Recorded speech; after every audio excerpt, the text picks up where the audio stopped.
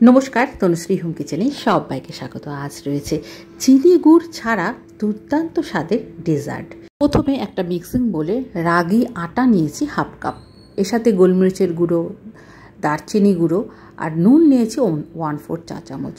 রেসিপিকে healthy বানানোর জন্য আমি সুগার ফ্রি ন্যাচুরা ইউজ করেছি, সেটা হাফ চামচ মতো। এর সাথে ঘি দিয়ে দেবো আমি 2 চামচ ঘি দিয়ে ভালো করে নেড়েচেড়ে মিশিয়ে তিসি গুঁড়ো বা ফ্লেক্স সিড আমি দিয়েছি 2 চা চামচ।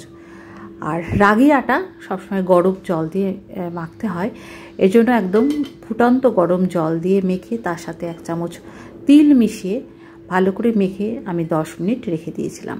10 মিনিট পর রাগি আটা থেকে ছোট ছোট লই কেটে নেব। এবার এই লই থেকে ছোট ছোট দেখো পেরার মতো করে গড়ে নিয়েছি। তারপর টার্ট মোল্ডে আঙুল দিয়ে একটু প্রেস করে শেপটা দিয়ে দেব। ওপর দিকের বাড়তি অংশ ছুরি দিয়ে এভাবে কেটে দিতে হবে যাতে টার্টের শেপ নিয়ে নেয়। এবার একটা কাঁটা চামচ দিয়ে একটু ছিদ্র করে নিচ্ছি যাতে টার্টটা ফুলে না ওঠে। এবার ওভেনে 170 ডিগ্রিতে 10 থেকে 12 মিনিটের জন্য টার্ট আমি বেক করে নেব। তো ওটা বেক হতে থাকুক। অন্যদিকে কড়াইতে আমি ঘি দিয়েছি 1 চা চামচ, তাতে 20 গ্রাম দেব মাখানা বা 1 কাপ মাখানা দিয়েছি, সেটা হালকা করে রোস্ট করে নিয়েছি। এটা মিক্সিতে গুঁড়ো করে রাখবো।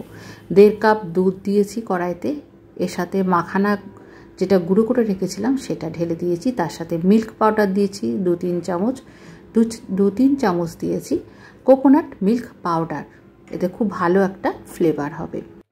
আর কোকোনাট মিল্ক পাউডার হাতের কাছে যে কোনো দোকানেই পেয়ে যাবে। এর সাথে আমি ড্রাই ফ্রুটস 2 চামচ অ্যাড করেছি, কাজু, কিশমিশ আর আলমন্ড বাদাম। ভালো করে মিশিয়ে নারকেল কোড়া আমি 2 থেকে 3 চামচ অ্যাড করেছি। খুব সামান্য করে এগুলো অ্যাড করেছি, 2-3 চামচ করে। তো আজকে ডেজার্ট তৈরি হচ্ছে চিনি গুড় ছাড়া, একদম হেলদিভাবে। চিনি গুড়ের বদলে আজকে আমি ডেজার্টের সাথে মিশিয়ে নিয়েছি সুগার ফ্রি ন্যাচুরা, সেটা 3.5 চামচ। তবে তোমাদের মিষ্টিটা একবার চেক করে সেই অনুযায়ী সুগার ফ্রি ন্যাচুরা মিশিয়ে নেবে। অনেক সময় বাড়ির বয়স্ক সদস্যরা চিনি গুড় খেতে পারে না, কিন্তু মিষ্টি তো খেতেই হবে। তো মিষ্টি যারা খুব পছন্দ করে তারা এইভাবে কিন্তু ডেজার্ট বানিয়ে নিতে পারো। আচ্ছা, সব শেষে আমি এলাচ গুঁড়ো দিয়েছি, একটু ফ্রেশ ক্রিম দিয়েছি, তবে ফ্রেশ ক্রিমটা একদম অপশনাল।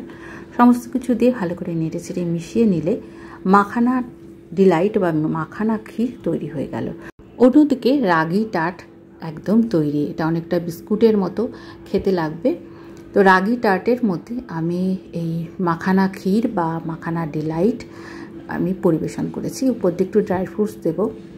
তৈরি হয়ে গেল makhana Deloitte with ragi tart. তো বন্ধুরা, আজ এই পর্যন্ত। আবার চলে আসবো নতুন কোনো ফ্লেভার নিয়ে। আজকের এই হেলদি ডেজার্টের রেসিপি কেমন লাগলো অবশ্যই কমেন্ট করে জানাবে। ভালো লাগলে লাইক করে পাশে থাকবে।